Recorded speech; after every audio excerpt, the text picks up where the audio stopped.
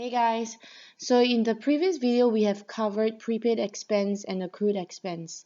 In this video we'll be looking at another balance day adjustment for unearned revenue and accrued revenue.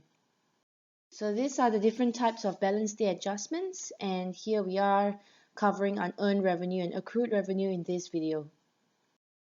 So the first balance day adjustment that we'll be looking at for revenue is the unearned revenue for service. It is basically revenue that has been received but not earned. What is unearned revenue? It is a common business practice to want to receive payment before providing services or delivering goods to its customers. It is a current liability because as money is received, the business is obligated to provide the service or deliver goods, and this must be settled within 12 months. Here is an example on the 1st of July where the business has received payment from the tenant for 6 months of rent in advance, totaling to $6,600 including GST.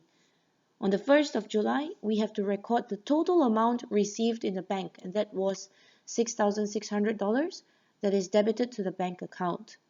On the other side, we credit the unearned rent revenue account. This is because the rent has not yet been earned, and this is also a current liability where the business is obligated to provide the premise to the tenant for the next 6 months that has been paid for. On the balance day, we need to make an adjustment to recognize the revenue earned.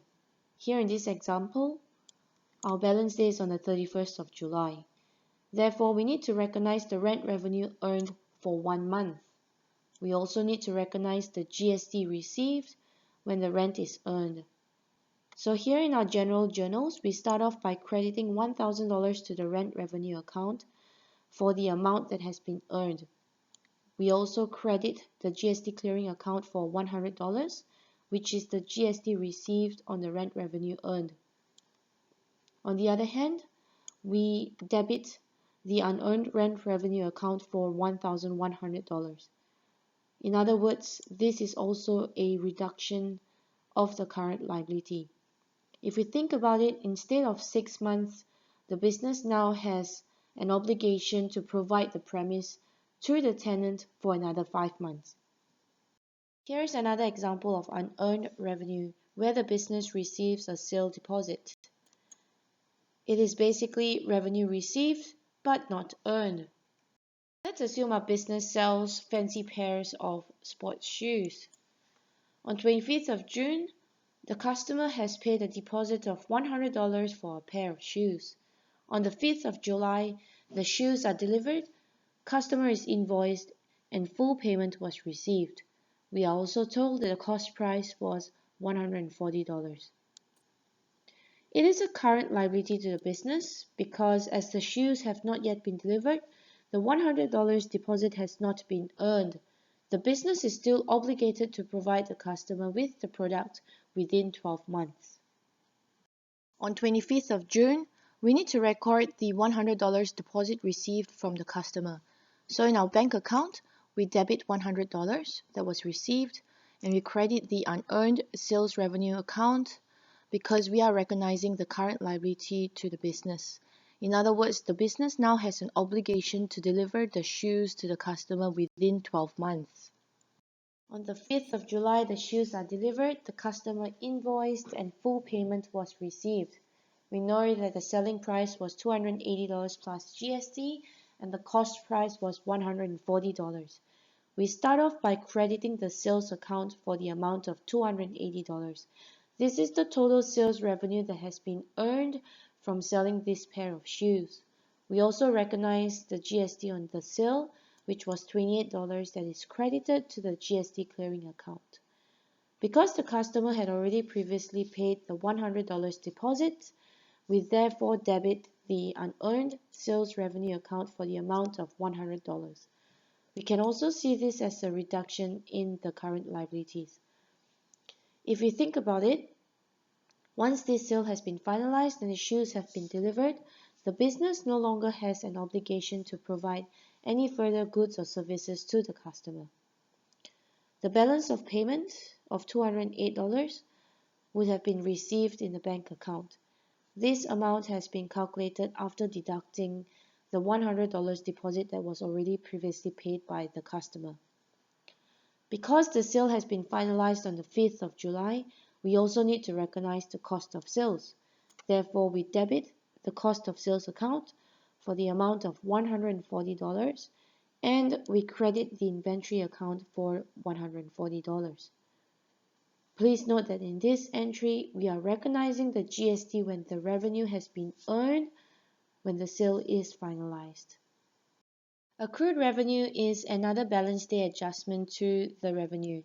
It is basically revenue that has been earned but not received. What is accrued revenue?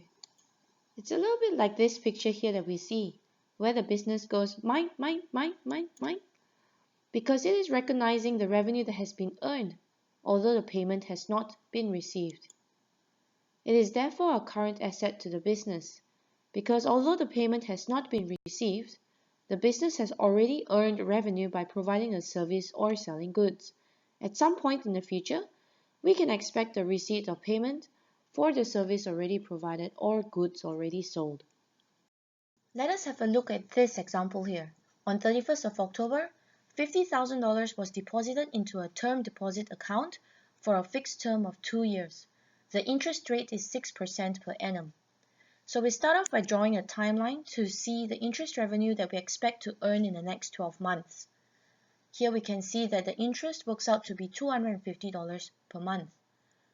The interest is received from the bank every quarter on the last day of January, April, July, and October. And the reports are prepared on the balance day, 30th of June.